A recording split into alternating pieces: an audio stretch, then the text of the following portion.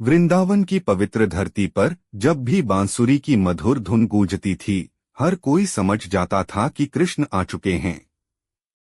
लेकिन उस धुन का सबसे गहरा असर जिस पर होता था वो थी राधा। जैसे ही कानों में बांसुरी की आवाज पड़ती, राधा सब कुछ छोड़कर उसी दिशा में चल पड़ती। कृष्ण की बांसुरी केवल संगीत नहीं थी, वह राधा के नाम की पुकार थी। वृंदावन की गोपियां भी कृष्ण से प्रेम करती थीं, पर राधा का प्रेम अलग था।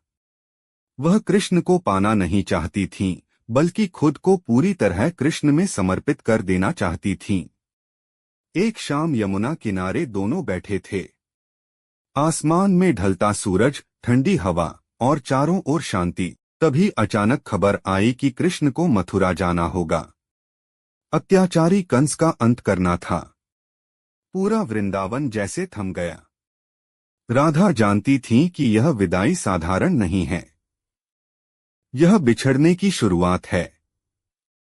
जब कृष्ण राधा से मिलने आए, दोनों की आंखों में अनगिनत बातें थीं, पर शब्द नहीं। राधा ने धीमे स्वर में पूछा, क्या तुम मुझे भूल जाओगे? कृष्ण मुस्कुराए। उनकी आंखों में करुणा और प्रेम था।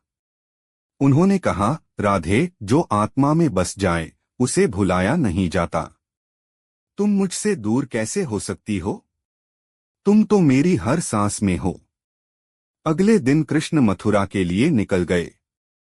रथ दूर जाता रहा और राधा उसे देखती रही, जब तक कि धूल में वह दृश्य ओझल नहीं हो गया। लेकिन प्रेम खत्म नहीं हुआ। कहते हैं, जब भी कृष्ण ने कहीं भी बांसुरी बजाई, उसमें सबसे पहले राधा का नाम था। भले ही संसार ने उन्हें अलग देखा, पर उनका प्रेम कभी अलग नहीं हुआ। उनका विवाह नहीं हुआ, फिर भी आज भी हर कोई राधे कृष्ण कहता है, कृष्ण राधे नहीं।